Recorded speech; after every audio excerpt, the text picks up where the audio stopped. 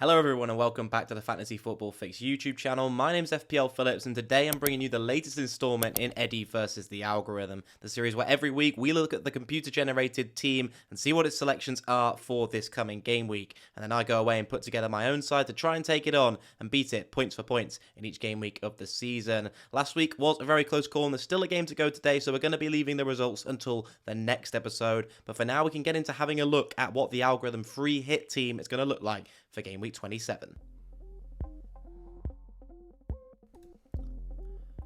So then, without further ado, let's have a look at who the Algorithm has gone with for game week 27, a week where a lot of managers will be choosing to play the free hit chip themselves, myself included, so I'm very interested to see what the Algorithm has come up with for us in terms of a free hit side this week. In goal is going to be the rather obvious selection that is Nick Pope. Of course, with that double game week for Burnley, he seems the most obvious selection to go with out of any Burnley defender in the game, and he's on a very, very high total of predicted points this week, which makes him the obvious pick to go with in goal if you are considering a keeper. Then in defence, which is going to be a little bit more controversial, there's some interesting picks in here with Laporte and Bednarek coming in as the Man City and Southampton defensives picks. Ben Mee obviously picking up a goal and having some very impressive underlying data over the last couple of games anyway. It was between him and Roberts really in terms of my consideration when you see my team in a bit. But Ben Mee does look like a solid option. Whether he's due or not is going to be another debate, of course, after scoring only very recently. But Craig Dawson has proven that defenders and centre-backs can do it 2 weeks on the trot. And so going with Ben Mee does look like the most solid Burnley option if you can stretch to afford him. Laporte then is going to be perhaps the biggest topic of debate, with a lot of managers going with Cancelo and the template really almost having Cancelo 100% nailed in it for that away game against Everton for Manchester City, where it looks like City could get forward and really rip Everton apart under Lampard and his new regime there. Laporte is the less attacking of the two options with regards to going between Cancelo and Laporte, and I think, as I said, the majority of managers will be going with Cancelo, myself included. You'll see that in a bit, but it's interesting to see that the Algorithm is actually favouring Laporte in terms of projected points for this coming game week. And then on the other side, another interesting selection with Van Bednarek, with Kyle Walker-Peters and Livramento also being options at Southampton. That seems another strange one for me to go for. The Algorithm seems to like Bednarek in terms of his underlying data and seems to predict him to do rather well when it is going for a Southampton defender. Of course, a very nice chance of clean sheets with that home game against Norwich too. So Bednarek is the one of choice. I'm not sure I'll be going there, but a very interesting backline nonetheless for the Algorithm, targeting some teams that I believe you should be targeting as well. So if we move into the midfield now, we're seeing a midfield four, and this is where the premiums start coming in with some three massive players to go for in there, with Heung-min Son, De Bruyne and Fernandes making up three of the four selections. Heung-min Son seems a no-brainer to go for against that Leeds side, whose expected goals conceded is one of the worst, the second worst in the league over the last couple of game weeks, and the worst in the league over the last 10 game weeks. So despite Spurs not failing to beat Burnley in midweek, it does seem like a smart option to go with Heung-min Son and bring in the Korean, or even if you already own him, just keep him on your free hit. That is a no-brainer, really. De Bruyne is probably the subject of a bit more debate, as with all the Man City options running about, like Sterling, Mahrez, we've even got Phil Foden, who's occurring as an option as well. De Bruyne, is it going to be worth the money to go for him, will be the main debate, especially when there are quite a lot of other premiums we're trying to squeeze into our teams this week, like Bruno Fernandes, who is alongside him with United facing Watford at home. Of course, with Fernandes, there is another option you can go for in that Man United midfield, with Jadon Sancho being the main other consideration at that slightly cheaper price point. If I was going to pick between going for De Bruyne or Fernandes, which I think a lot of people will be doing, I would prefer to have Bruno over Sancho and go for two of the slightly cheaper Man City mids, perhaps with, maybe Sterling or Mahrez, but you'll see my team in a minute. This is the Algorithm side. And then finally, James Ward-Prowse is the one rounding off the midfield with Norwich at home, of course, pairing up with Jan Bednarek to complete a Southampton double up as of now.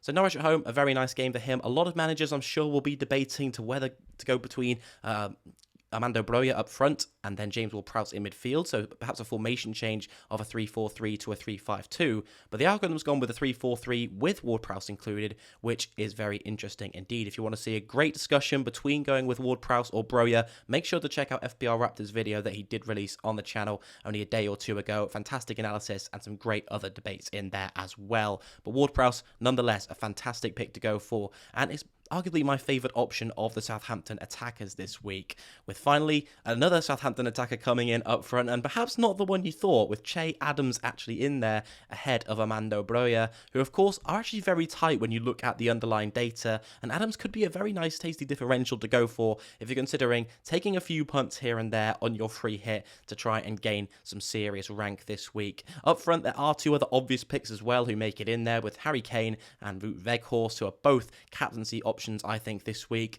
Conte's come out and said that even if Kane was carrying a knock, he'd be playing on one leg, so I don't think there's any doubts regarding whether Kane will be starting against Leeds in game week 27. Last thing to discuss then is the captaincy, and if we look at it, it's actually going to go on Nick Pope, which I think is very interesting indeed. No debate for Cristiano Ronaldo making it into this side as of now. That may be something to do with how poor Leeds' data has been recently, meaning Kane is essential in this side. And then Weghorst versus Pope, I think, will be the main captaincy debate for me as well.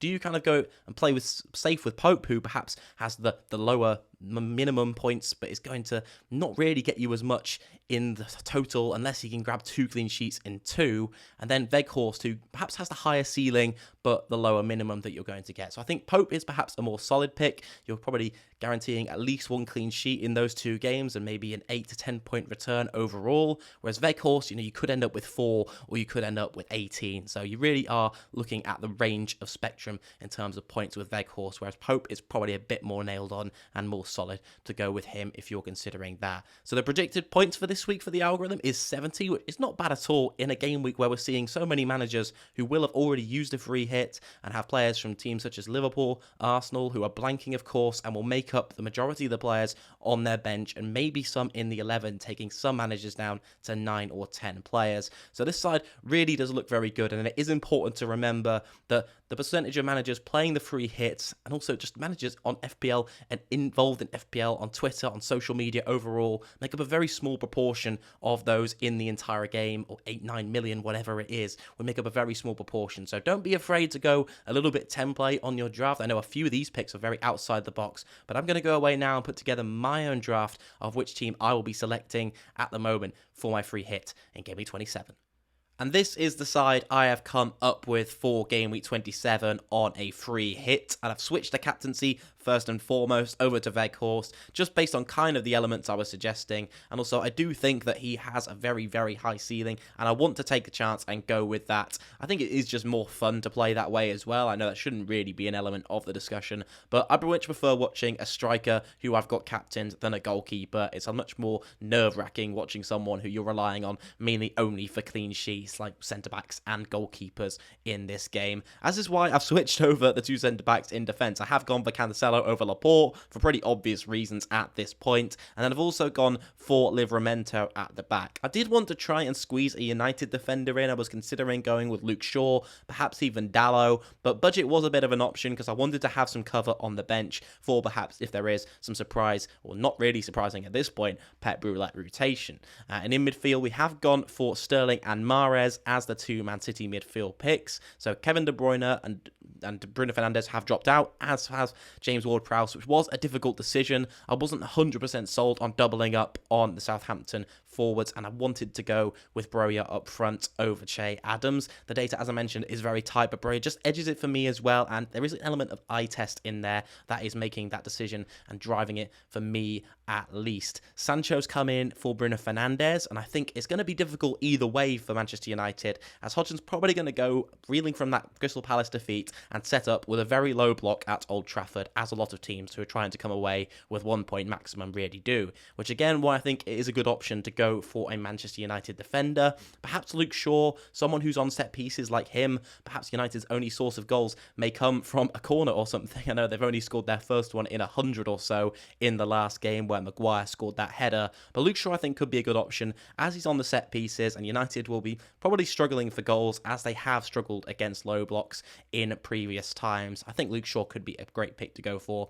on corners, on those free kicks where it's crossed into the box, and hopefully United can grab something from around that area if they're struggling to get something from open play, as has been the case for a long time, really. Son and Kane retain their places, and then that's the majority of the changes. There are a few extra ones on the bench that you can see. I wanted to have that cover, and I had a little bit of money left over in the bank. I could have used that to upgrade Livramento. I could have maybe even stretched that to upgrade to perhaps a Bruno or a KDB, but I didn't really want to. Instead, I've gone with Kulusevski down there on the bench. It's very hard to see. I appreciate that, so do bear with me. But yeah, Kulusevski has gone in there, and in actually Burnley's 1-0 win over Spurs, it was Kulusevski out of Son, Kane and himself who had the highest expected goals in that game, and he's looked very impressive, I think, since joining Spurs. Wasn't really considered an option when he was priced down at that 6 million mark, but he has looked very good. He's looked very good. He's adjusting very well as of right now, and he's there as cover if Mahrez or Sterling don't appear. Perhaps if Sancho's benched out of nowhere,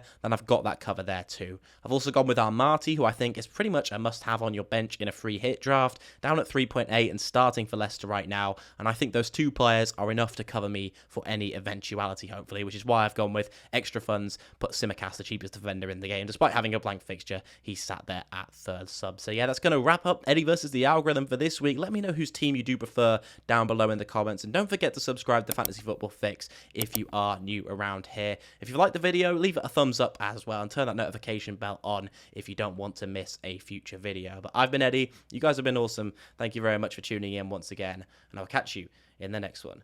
Goodbye.